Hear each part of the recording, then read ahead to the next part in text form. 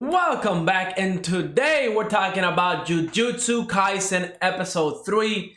So like always, let's just jump into it.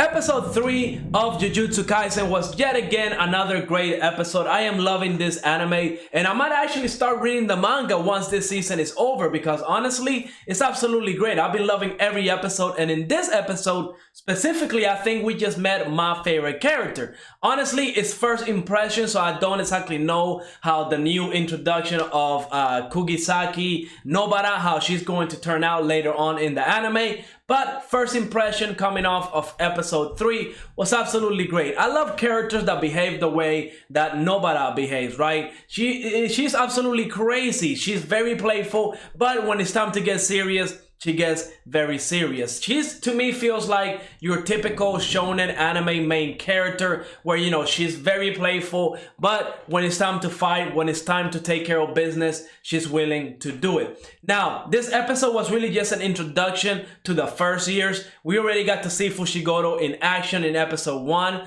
and now in episode 3, we're getting to see Itadori and Nobara in action. They went to Tokyo in you know, assuming that it was going to be a tour around Tokyo because Gojo, again, I love this character as well. He was, you know, those two people, the first years, Nobara and Itadori, they're from the countryside, right? So they're not used to being in Tokyo and with the city life. So Gojo kind of trolled them saying they were gonna go on a, you know, on a tour around Tokyo so they would get to know the town. Really, they just went to exercise a curse. And it was kind of like a test. This one was more for Nobara instead of for Itadori. Itadori already, you know, did his test with the principal and stuff like that. This was more to test Nobara because we learned in this episode that curses are a lot more powerful in Tokyo because of the human emotions.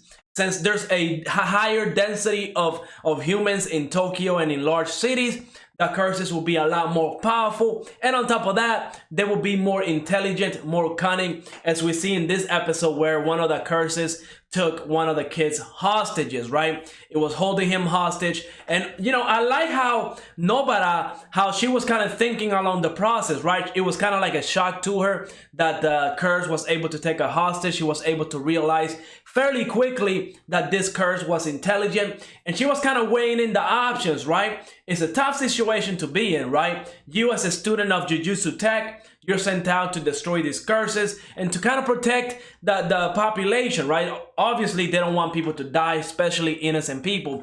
And she has a heavy decision to make. She can either let the kid be harmed and she'll survive and then she'll take care of the curse, or she can kind of put her weapons down and, you know, kind of let the curse, kind of let the kid go and stuff like that. And her mental battle that she was having was absolutely great. We see usually in shonen and stuff like that, this type of morality,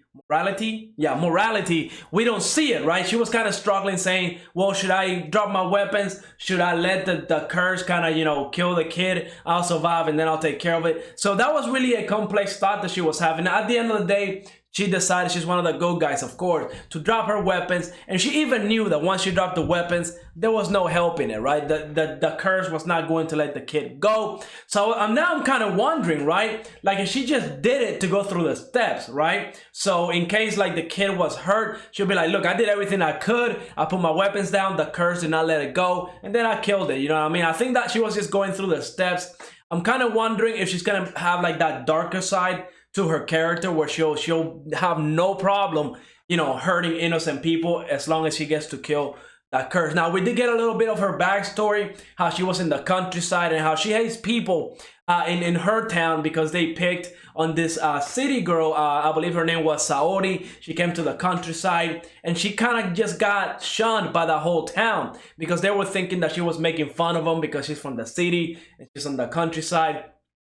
Definitely unwarranted. They were vandalizing her car to the point where she got bullied out of the town. So we see that, you know, 100% Nobara does not like that at all. That's one of the reasons why she decided to go to Jujutsu Tech, so she can join, you know, the great school for expelling curses and get to move to Tokyo without thinking too much about expenses. So her backstory looks okay. I mean, she kind of had like a little bit, not tragic, but it is a little bit sad because again, one of the few people that she cared about was forced by the evilness of humans to move away. Now, I do want to kind of, it seems to me like they were foreshadowing something. We see that Nobara is looking for this Saori person. And my guess is that if they either find her, she's either going to have to do something with curses or she's going to die due to a curse or something along those lines. I can just see it happen. I don't know if it's going to happen for real, but I'm just guessing that it will happen. Overall, I really love this episode. I love the three main characters, Itadori, Fushiguro, and the new one, Nobara. Now, I will say Fushiguro hasn't broken into the group. We see that Itadori and Nobara, they're kind of joking around. They're kind of getting along a lot better than they are getting along with Fushiguro. Heck, even Gojo is having a good time with this, his little mentees of students. And I cannot wait to see Gojo in full 100% power fighting some unbelievable curses. Now, at the end of the episode, I definitely want to talk about what happened because we see a little log dating back to 2018 and how a group of first years went to fight this special grade curse.